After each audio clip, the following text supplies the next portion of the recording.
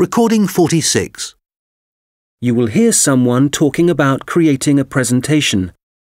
First, you have some time to look at questions 31 to 40.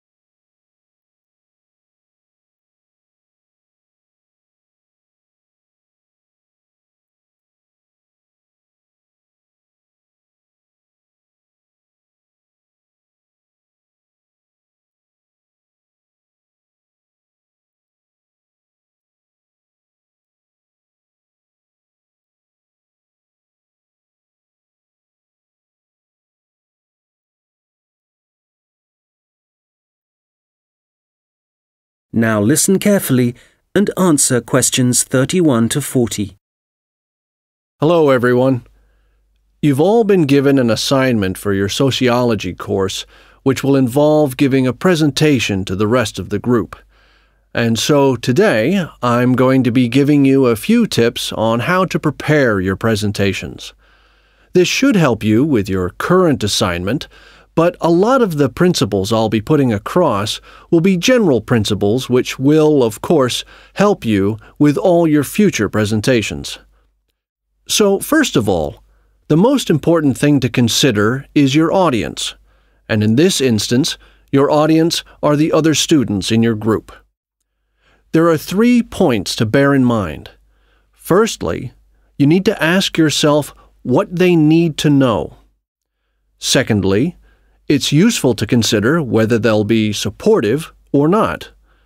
And thirdly, will it be a small group, say 3 or 4, a moderate gathering of 20 or so people, as for your current assignment, or will there be hundreds of people?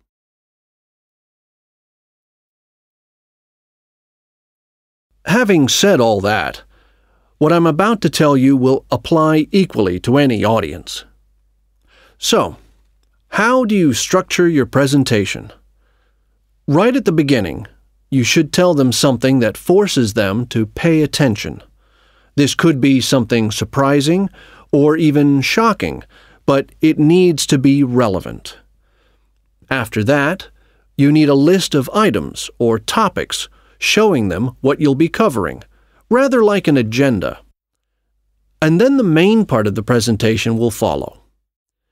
This main part will be the detailed information you'll be presenting and could include facts, statistics, personal experiences, etc. After this, you should summarize what you've presented and close with what I call next steps. For this assignment, you could simply point the group to other sociology reference material. In other cases, you may want to suggest some actions that people can take. Now, what about the design of the slides for your laptop? Well, the important thing here is to be consistent. You need to have the same type of font and use the same color and size for the same elements. For example, all headers need to look the same. All bullet points need to be presented in the same way. And don't just stick to words. Bring the presentation to life by adding graphics. These could be in several forms, such as pictures, flowcharts, diagrams, histograms, and so on. And so let's move on now to presenting. You have your presentation prepared, and you're ready to start. Well, it's important to give a good impression from the start.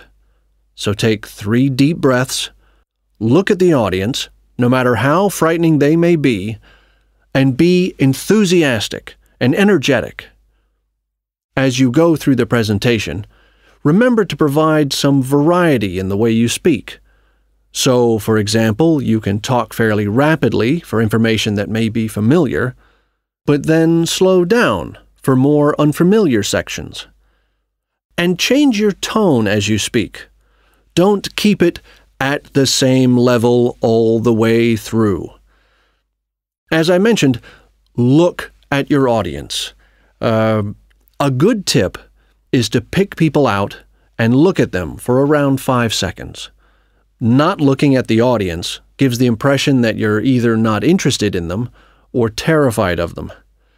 Looking too long at one particular person may make them feel rather uncomfortable. There may be points in your presentation that you want your audience to really absorb, and in order to make important points stand out, you may consider adding silence right after these. It will give people time to reflect on what you've just said. Also, you may be presenting complicated ideas or technical details, but try to keep everything as simple as possible. Use simple words and as few as possible. And be clear. If you say something like, "This appears to be," it implies uncertainty. So using weak verbs such as appears, seems, could be, etc., needs to be avoided. I'll just finish off with a few thoughts on questions and interruptions from the audience. You may choose to invite questions from the audience as you go, or ask them to wait until the end. Either way, questions should be encouraged, as it provides you with some feedback on how interested the audience is and how well they're understanding you.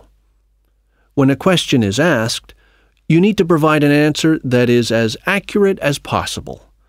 So, initially, my tip is to repeat it.